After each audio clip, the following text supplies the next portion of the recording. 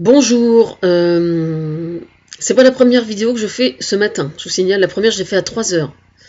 Pendant ce temps-là, vous dormiez comme des petits anges. Bon, moi j'ai deux mots à dire là au sujet d'un truc qui commence à me courir sur le haricot, comme on dit vulgairement, et ça n'a rien à voir avec les incroyables comestibles. Il s'agit de la domotique et du tout électronique là, que je vois fleurir à grand renfort de salons qui vient de se produire, là, ou qui se produit ces jours-ci. Là. Alors, la domotique, c'est l'art qui consiste à... la technique, remettons les choses à leur place. La technique et pas l'art, d'accord? La technique qui consiste à commander à distance tout ce qui se passe dans la maison, le frigo, etc., etc. Alors... Je voyais les journalistes avec un enthousiasme absolument délirant et tout. Et j'aimerais bien que tout le monde redescende un tout petit peu sur Terre, hein, quand même. Alors, je suis désolée, hein, parce que, en fait, excusez-moi, je rigole, parce que je viens de voir sur mon mur que Jean-Marc Ayrault a reçu tous ces chefs de petites entreprises là, à l'Élysée ce matin. Alors, attention que les choses soient bien claires. Je comprends très bien que ce soit effectivement des choses qui vont être faisables. Mais putain, vous êtes en train de vous préparer un râteau, là, comme vous n'avez même pas idée. D'accord? Il faut quand même que vous le sachiez. Parce que ce qui se passe actuellement, justement, c'est que les gens en ont déjà un petit peu ras-le-bol. Vous voyez ce que je veux dire? C'est-à-dire que là, avec le smartphone, si vous voulez, très franchement... Je sais pas, quand vous achetez un smartphone, vous avez combien de fonctionnalités déjà dessus, de possibles, tel que c'est actuellement. Hein. Si vous recherchez toutes les applications possibles et imaginables, je sais pas, vous devez arriver peut-être à 80, 60 ou 80 applications que vous pouvez installer sur votre smartphone. Et je trouve ça complètement hallucinant, quoi. Parce que c'est aller tout à fait contre nature, tout ça. Il faut quand même le savoir. Hein. Je veux dire, moi, si j'ouvre, si je vois que mon frigo est vide, c'est moi qui vais décider de ce que je colle dans mon frigo, et avec un papier et un stylo. Vous voyez ce que je veux dire? Avec un stylo Bic et un crayon. Je suis morte de rire parce que j'imagine la tronche de ceux qui vont voir la vidéo. Mais non, mais attendez, vous êtes complètement à côté de vos godasses, quoi. Vous vous rendez vraiment pas compte. Hein. Vous vous rendez vraiment pas compte. Ce qui est hallucinant, c'est que vous ne réalisez même pas que le fait de tout informatiser et que de tout rendre virtuel comme ça, commander à distance, c'est exactement le contraire de ce qui est souhaitable. Vous comprenez ce que je veux dire? C'est-à-dire que ce qu'il faut, c'est au contraire que l'individu devienne de plus en plus responsable de ce qu'il fait. Alors vous allez me dire, bah oui, mais quand on commande de son smartphone, c'est moi qui décide.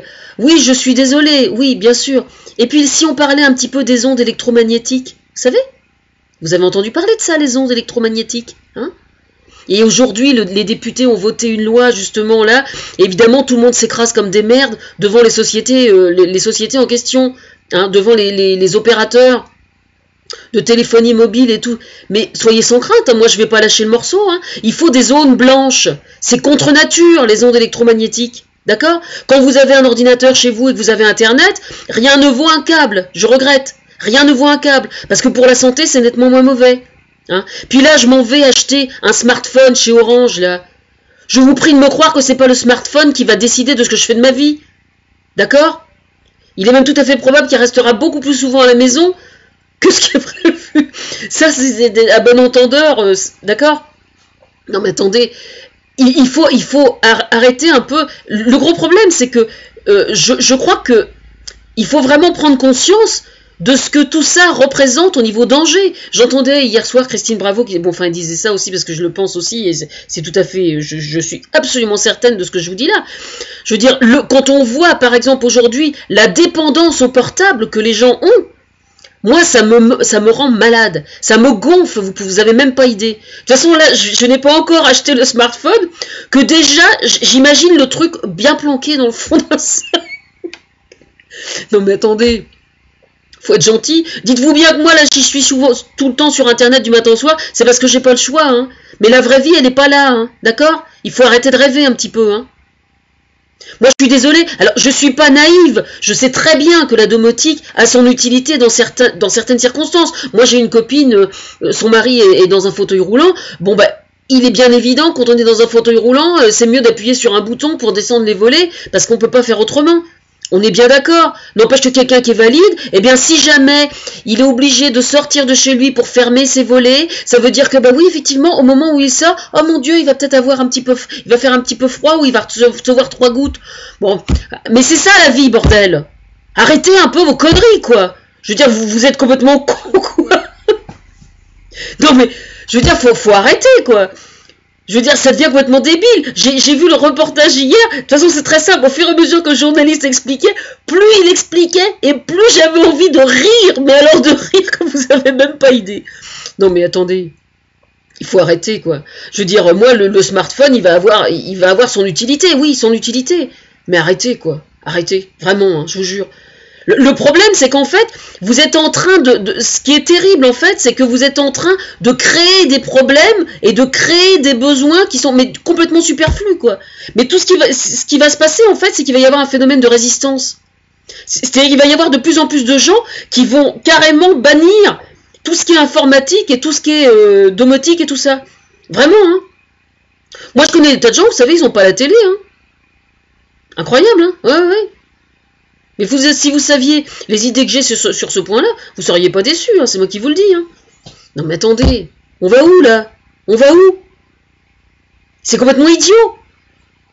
Quand les gens vont mal, le seul moyen de s'en tirer, c'est précisément de revenir à l'essentiel, à l'essence même de ce que l'être humain est et de ce qu'il pense. Et pour ça, même, je vois par exemple les lecteurs, j'étais chez Cultura il y a quelques jours, je regardais les lecteurs... les liseuses, quoi.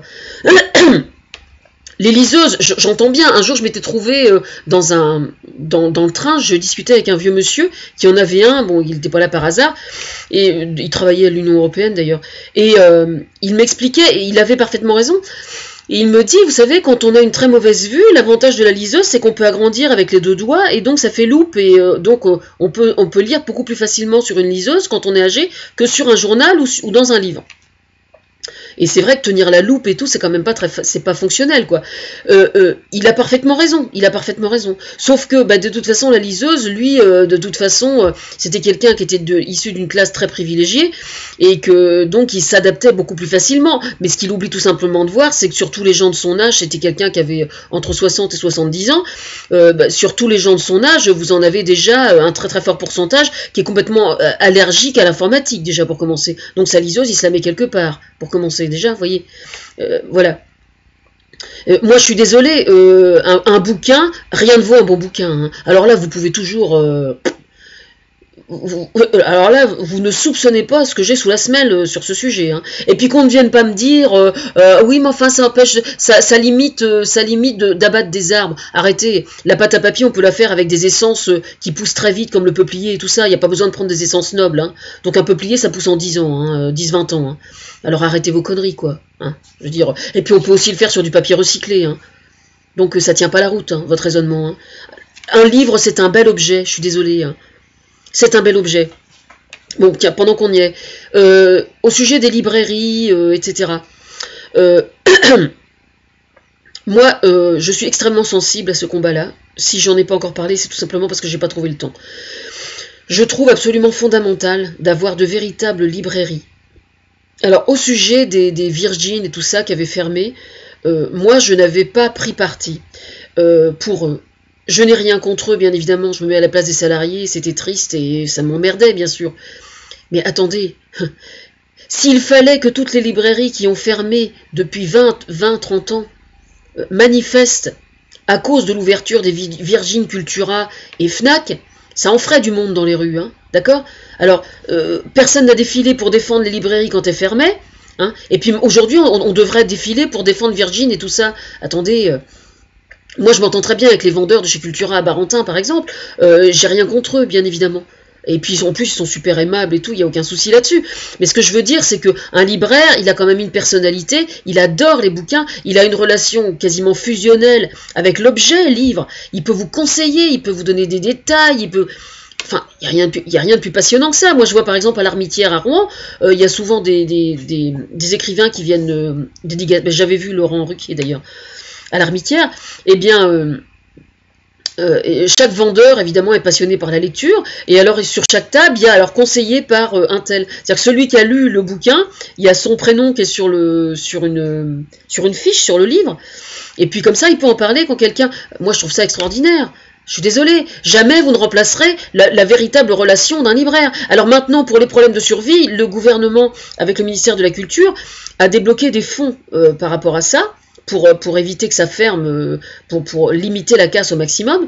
Et moi, j'avais émis une autre solution, qui était de cumuler, par exemple, des bars sans alcool à proximité des librairies. C'est-à-dire faire des espèces de pôles où justement l'un viendrait au soutien de l'autre. Et comme ça, quelqu'un qui s'emmerde un après-midi, qui a simplement de quoi se payer un café, eh bien c'est très simple, il passe à la librairie et puis il boit un coup en même temps, et ça c'est parfaitement complémentaire.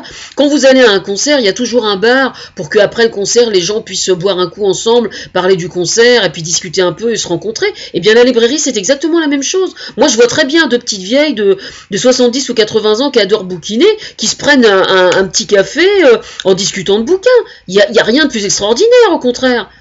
Alors, moi, les librairies, je suis à fond la caisse, hein, vraiment, hein, donc il n'y a aucun souci là-dessus.